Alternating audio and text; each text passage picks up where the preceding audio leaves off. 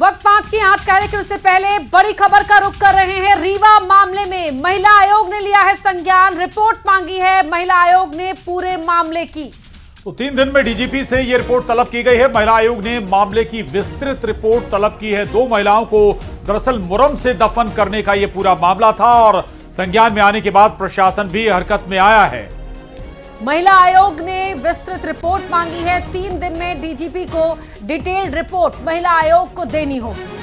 दरअसल रीवा में दबंगों के जरिए किसी शख्स या परिवार की निजी जमीन पर सड़क बनाई जा रही थी और जब इसका विरोध किया तो 2 महिलाओं पर मुरम डाल दी गई थी डंपर से और इसमें 2 महिलाएं जख्मी भी हो गई थी। उन्हें अस्पताल में भर्ती कराया गया था और अब जब यह पूरा मामला सामने आया इसके बाद एक्शन न केवल प्रशासन की तरफ से बल्कि महिला आयोग भी इस पर रिपोर्ट तलब कर रहा है। महिला आयोग ने संज्ञान लिया है। तस्वीरों में भी आप देख रहे हैं, उसी दौरान की तस्वीरें हैं जब यहां पर महिलाएं इन दबंगों को रोक रही थी जमीन पर सड़क बनाने से, तो उन्हें रेत में किस तरह से जिंदा दफनाने की कोशिश की गई थी। जहां महिलाएं थी वहीं पर ही पूरा रेत से, मुरम से उन महिलाओं को कवर करने की कोशिश की गई और उस दौरान की ये पूरे घटनाक्रम की डिटेल रिपोर्ट डीजीपी से महिला आयोग ने तलब की है। तो महिलाओं को मारने का यह प्रयास था, यह दावा पीड़ित महिलाओं ने किया है और न्यूज़ 18 संवाददाता अनूप गुप्ता हमारे साथ जुड़ गए हैं और जानकारी के साथ। अनूप, अब महिला आयोग ने भी इस मामले पर संज्ञान ले लिया है? बिल्कुल, देखिए जो घटना घटी है उसको स्वेच्छा से सो मोटो राष्ट्रीय महिला आयोग ने इसको संज्ञान में लिया है और वहां के डीजीपी को एक लेटर जारी करके कहा है कि इसको 3 दिनों के अंदर अंदर इस पूरे मामले पे जो एक्शन टेकन रिपोर्ट है वो सौंपा जाए। यानी कि जिस तरह की घटना घटी थी, आपने भी देखा कि किस तरह की विवश घटना एक तरह से कह सकते हैं कि हुआ है और वहां के लोगों ने ही उसको बचाया। इसको एक तरह से इसको गंभीरता, इस घटना की गंभीरता को देखते हुए एनसीडब्ल्यू ने इसका संज्ञान लिया और उसके बाद वहां के पुलिस प्रशासन से इसकी रिपोर्ट मांगी है। जी शुक्रिया अनूप आपका इस पूरी जानकारी के लिए। तो अब महिला आयोग ने भी इस मामले में ले लिया है संज्ञान।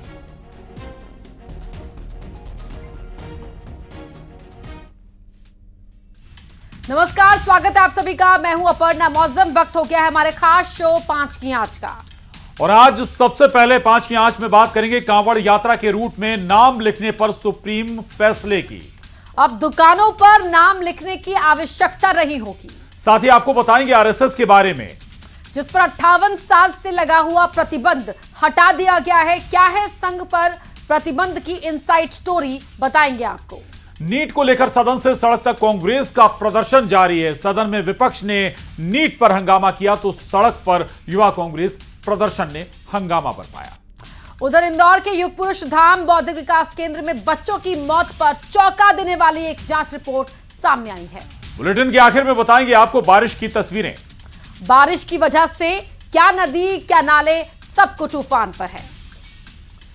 तो सबसे पहले बात कांवड़ यात्रा की कर लेते हैं। कांवड़ यात्रा रूट की फल फूल और होटल रेस्टोरेंट पर दुकानदार का नाम लिखे जाने के आदेश को चुनौती देने वाली याचिका पर सुप्रीम कोर्ट में सुनवाई हुई। मामले की सुनवाई के दौरान सुप्रीम कोर्ट ने अंतरिम आदेश जारी किया है। कोर्ट ने उत्तर प्रदेश, उत्तराखंड और एमपी की सरकार को भी नोटिस जारी किया है। आदेश के तहत कांवड़ यात्रा रूट पर दुकानदारों को पहचान बताने की जरूरत नहीं होगी। अब सुप्रीम कोर्ट ने कहा कि दुकानदारों को सिर्फ खाने का प्रकार बताना होगा कि वो किस तरह का खाना है। उन्हें बताना होगा कि भोजनालय में शाकाहारी व्यंजन परोसा जा रहा है या फिर मांसाहारी। इस मामले में सुप्रीम कोर्ट ने 26 जुलाई को सुनवाई की अगली तारीख निर्धारित की है। बता दें आपको कि एक NGO association of protection of civil rights ने राज्य सरकार के आदेश को सुप्रीम कोर्ट में चुनौती दी थी। सुप्रीम कोर्ट ने इस मामले में कहा कि यह स्वैच्छिक है और अनिवार्य नहीं है। याचिकाकर्ता ने कहा कि हरिद्वार पुलिस की तरफ से चेतावनी जारी की गई है कि अगर ऐसा नहीं किया जाता तो कार्रवाई होगी। मध्य प्रदेश में भी इस तरह की कार्रवाई की बात की गई है। याचिकाकर्ता ने कहा कि यह व्यापारियों के लिए आर्थिक मौत के समान है। तो सुप्रीम कोर्ट में कांवड़ यात्रा नेम प्लेट विवाद मामले में सुनवाई हुई दौरान कोर्ट ने यूपी की सरकार के उस फैसले पर अंतरिम रोक लगा दी है। अब इस पूरे मामले को लेकर कांग्रेस नेता पवन खेड़ा का बयान भी सामने आया है।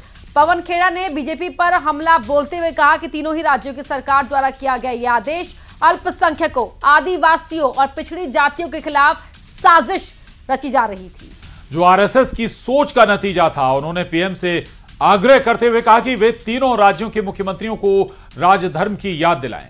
उन्होंने और क्या कुछ कहा, सुनते हैं। आज माननीय सर्वोच्च न्यायालय ने उत्तर प्रदेश, उत्तराखंड और मध्य प्रदेश सरकार के उस गैर संवैधानिक आदेश पर रोक लगाई, जिस आदेश के तहत तमाम दुकानदारों को, रेहड़ी वालों को, ढाबे वालों को अपने और अपने कर्मचारियों के नाम और उनकी पहचान अपने बोर्ड पर दिखानी थी। ये ऐसा लगता था कि सिर्फ अल्पसंख्यकों के खिलाफ है, लेकिन ये न केवल अल्पसंख्यकों के खिलाफ है, ये दलितों के, आदिवासियों के और तथाकथित पिछड़ी जातियों के खिलाफ भी एक षड्यंत्र रचा जा रहा था और ये आरएसएस की सोच का नतीजा था। और यूपी और उत्तराखंड के बाद एमपी में दुकान पर नाम लिखने की मांग उठी थी।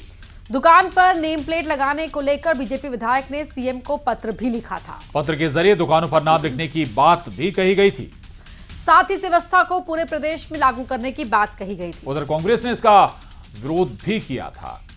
सुप्रीम कोर्ट में सुनवाई के बाद यूपी और उत्तराखंड के साथ एमपी को भी नोटिस जारी किया गया है। कांग्रेस ने इसका स्वागत किया है। कांग्रेस का कहना है कि यह जनता के हित का फैसला है। सरकार दुकान के बाहर नाम लिखाकर समाज में भेदभाव पैदा करना चाहती थी। वहीं बीजेपी का दावा है कि एमपी सरकार ने इस तरह का कोई आदेश जारी नहीं किया था। कांग्रेस के नेता समाज को बांटने के लिए भ्रम फैला रहे हैं। सुप्रीम कोर्ट के निर्देशों का एमपी सरकार पालन करेगी। प्रदेश के दुकानदार स्वतंत्र हैं।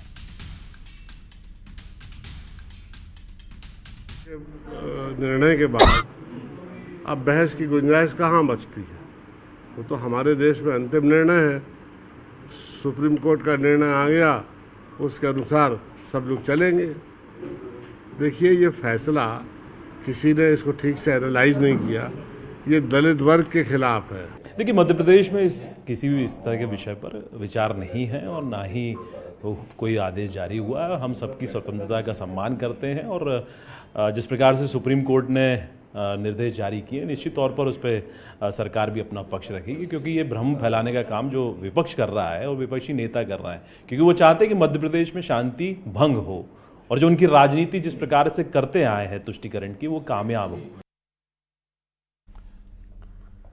अब बात हुई सियासत की। आपको उज्जैन के लोगों की बात भी सुनाते हैं। कोर्ट के इस फैसले पर आखिर आम जनता का क्या कहना है? दुकानों पर नाम लिखने के लिए उज्जैन में भी आदेश की बात सामने आई थी, लेकिन आप सुप्रीम कोर्ट के आदेश के बाद क्या कह रहे हैं वहां के लोग, सुनते हैं।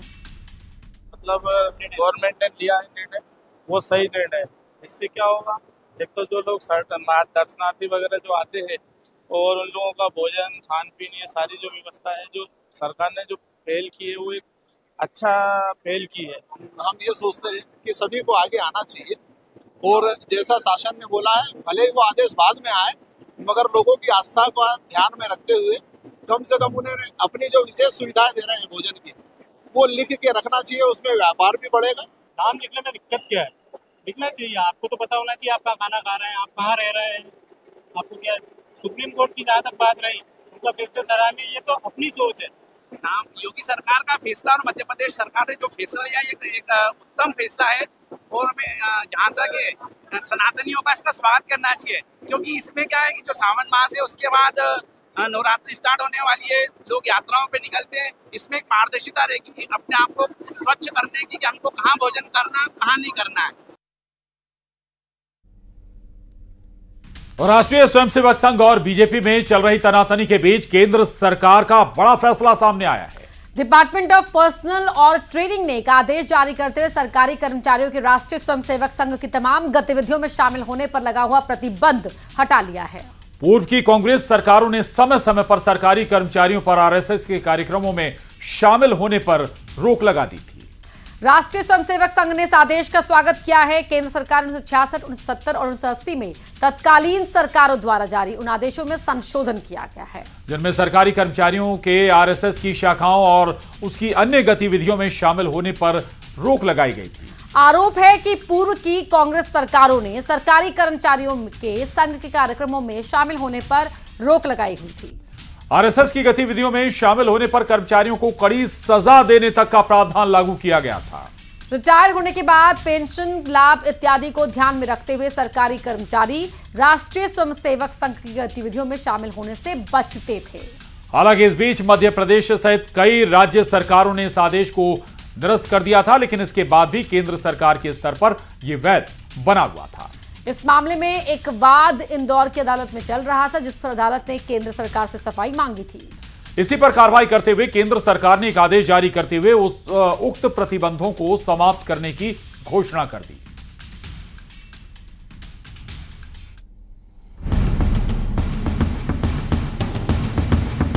आरएसएस से हटा बैन, सियासत फुल ऑन।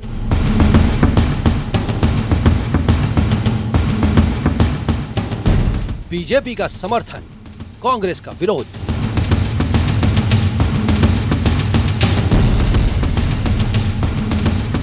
संघ के बहाने सरकार पर निशाना।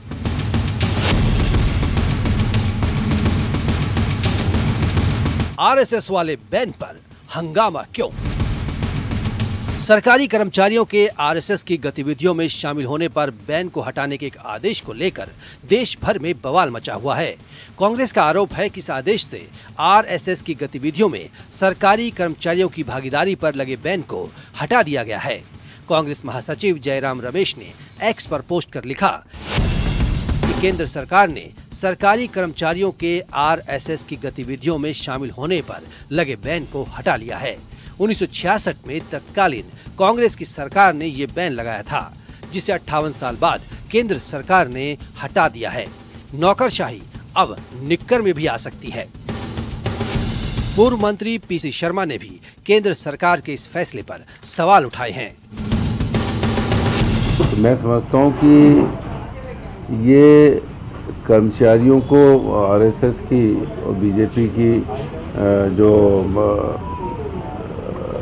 टीचिंग्स हैं वो पढ़ाने का एक जरिया नहीं ढूंढा है, पर मैं समझता हूँ कि कर्मचारी खुद जो इन सब चीज़ों को समझते हैं और कर्मचारी से इंटेलिजेंट कोई मैं समझता हूँ वर्किंग क्लास नहीं, तो वो खुद ही इसको अवॉइड करेंगे, क्योंकि इस सरकारें आती जाती रहती हैं। इसलिए कोई भी कर्मचारी संघ में की शाखा में जाके अपने आप को टाइप नहीं करेगा। एक तरफ कांग्रेस है जो बैन हटने का विरोध कर रही है, तो दूसरी तरफ बीजेपी ने इसका समर्थन किया है। देश से ये कानून बना है और मुझे लगता है कि उस समय गलत प्रतिबंध था। मैं उसका स्वागत करता हूं और मुझे एक इतने संस्कार देने वाले संगठन के खिलाफ अगर ये आदेश आया था तो वास्तव में ये तो पहले से ही दुरुस्त हो जाना चाहिए। देखिए, ये कांग्रेस का दुराग्रह था, उसी का ही ये आदेश था और कांग्रेस को ये बात समझ लेनी चाहिए कि सामाजिक संगठनों में अन्य क्षेत्रों में भी सामाजिक संगठन है जिसमें कर्मचारी भाग लेते हैं। तो मुझे लगता है कि इस पर ऐसा डिस्क्रिमिनेशन जो हुआ था ये देरी से दूर हुआ, लेकिन दूर हुआ। मैं इसका स्वागत करता हूँ। कांग्रेस का दावा है कि 58 साल पहले 1966 में केंद्र सरकार ने सरकारी कर्मचारियों के राष्ट्रीय स्वयंसेवक संघ यानी आरएसएस की गतिविधियों में शामिल होने पर प्रतिबंध लगाया था।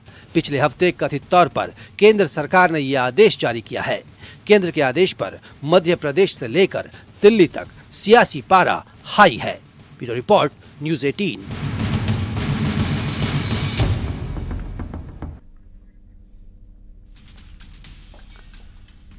संसद के बजट सत्र का पहला दिन हंगामेदार रहा और पहले दिन सदन में पक्ष और विपक्ष के बीच जोरदार बहस देखने को भी मिली है।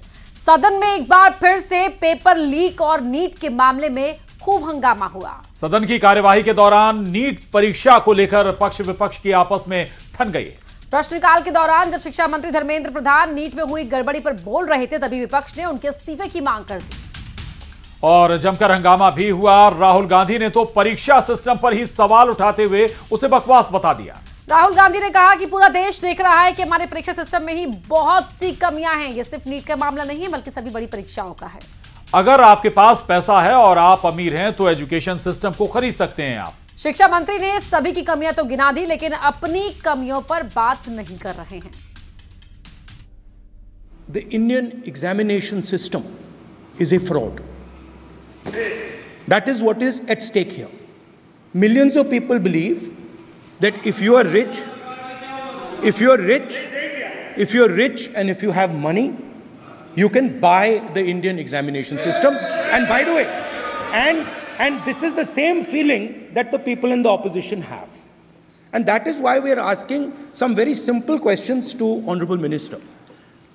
Number one, as this is a systemic issue, what exactly are you doing to fix this issue at a systemic level? Yes. That's the first question.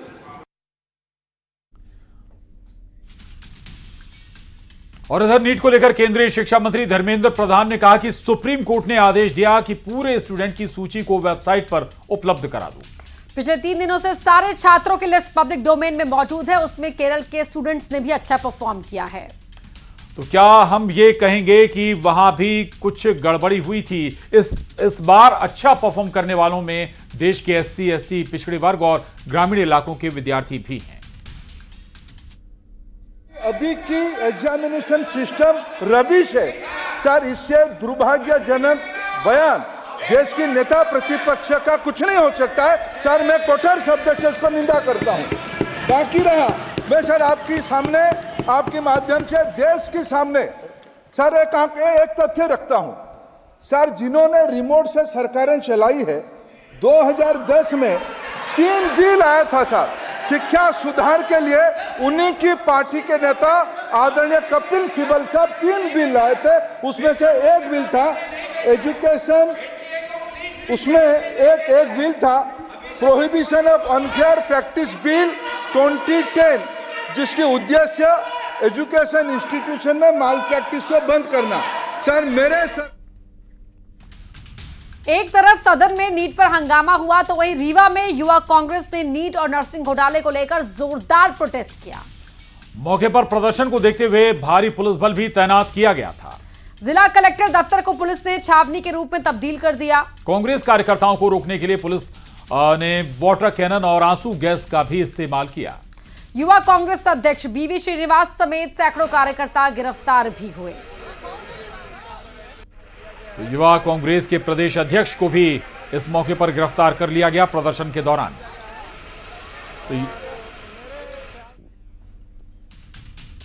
और चलिए बात करते हैं इंदौर की। पंचकुइयां स्थित युग पुरुष धाम बौद्धिक विकास केंद्र में बच्चों की मौत पर हैरान कर देने वाली जांच रिपोर्ट सामने आई है।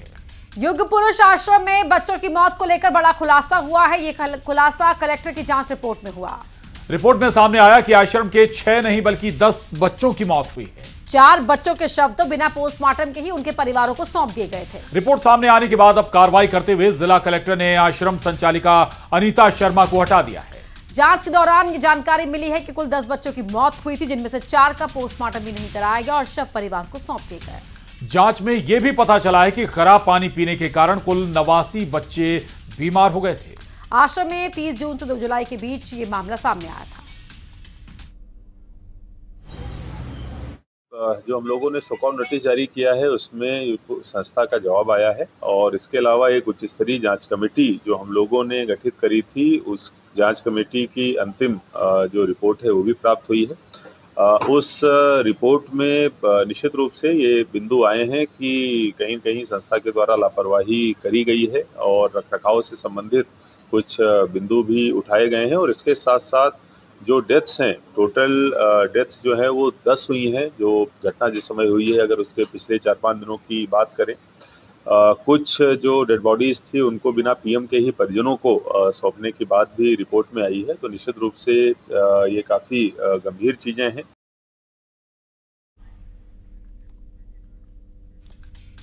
और न्यूज़ 18 संवाददाता मिथिलेश गुप्ता हमारे साथ इस खबर पर जुड़ रहे हैं। मिथिलेश, एक्शन के साथ साथ इस बात पर भी ख्याल रखना होगा कि भविष्य में ऐसे हालात ना बने। बिल्कुल सही कहा आपने कि इस बात का ध्यान रखना होगा कि दोबारा इस तरीके के हालात नहीं बने। और देखिए, सबसे हैरान कर देने वाली बात है कि लापरवाही गंभीर नजर आ रही है, गंभीर लापरवाही की बात कही जा रही है। लेकिन सिर्फ संचालिका हटा दिया गया, अध्यक्ष को, उस आश्रम के जो अध्यक्ष उन्हें हटा दिया गया, सचिव को हटा दिया गया, लेकिन एफआईआर नहीं हुई।